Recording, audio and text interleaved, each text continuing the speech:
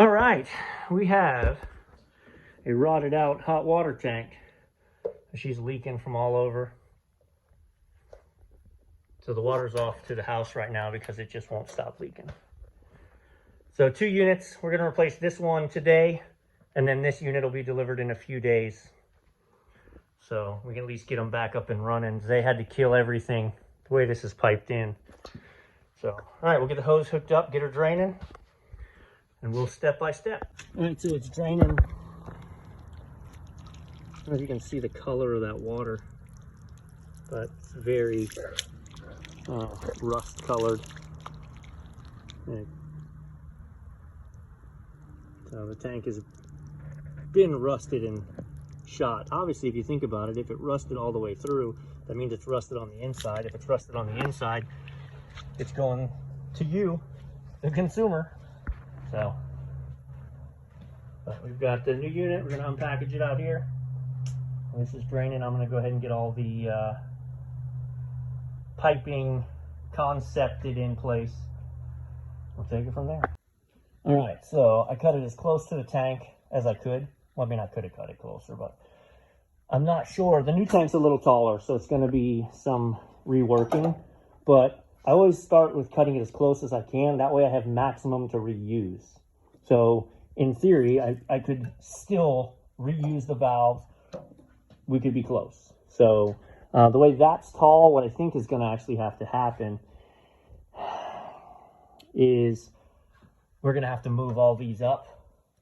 I think we can reuse this, and then this is going to come down basically straight into the tank from a height perspective. And I'll have to move the shutoff valve to over here. But so we've got those cut loose.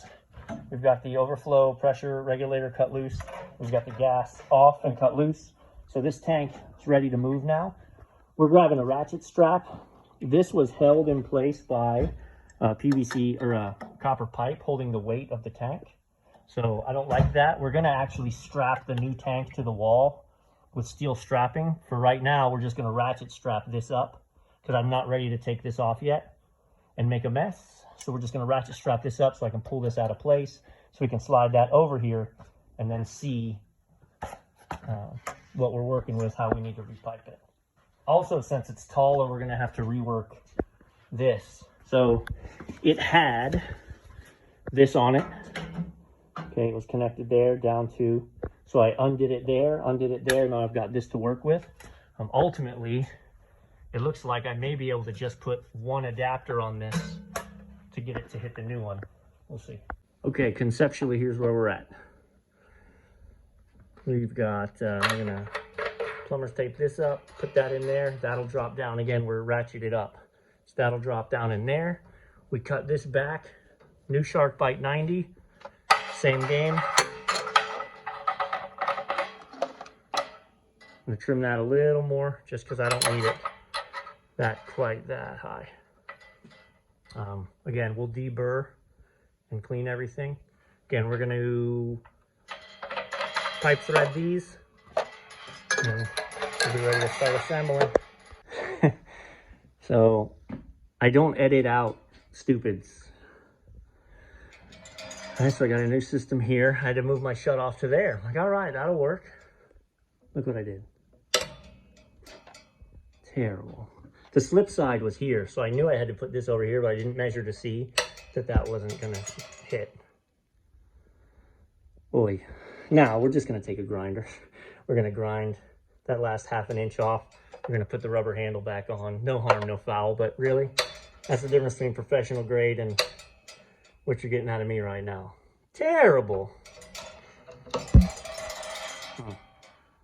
Learn from my mistakes at least. All right, sometime later, and a few revisions, I showed you this. We did trim this so it fits proper.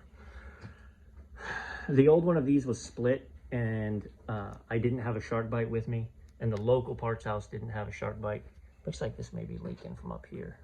Looks like this may be leaking from up here. We may have to tighten this. But we just rebuilt the whole system, right? So new 90, new T. I had to torch this in. New 90, we're in there. New 90, and then I had to move the shutoff valves to the back so that now we have our independent shutoffs in and out. We had to shorten the flue, but we were able to make that work. The only disconnect for this evening is the pressure relief valve is not a 3/4 male. It sure looks like it, but it's not. It's not garden hose, and it's not, because that's 3/4. This is what literally came off the old one, and it does not fit. So I actually think this is 3/4, what do they call it? CPVC, this stuff, right? That threading is a little different, and I think that's what it is, because it's designed to just vent straight down into a drain, and instead we're venting it up.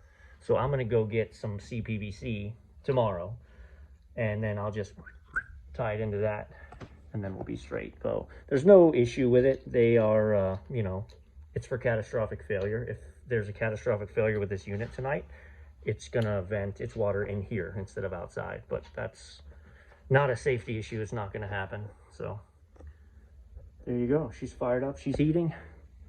So we are good to go.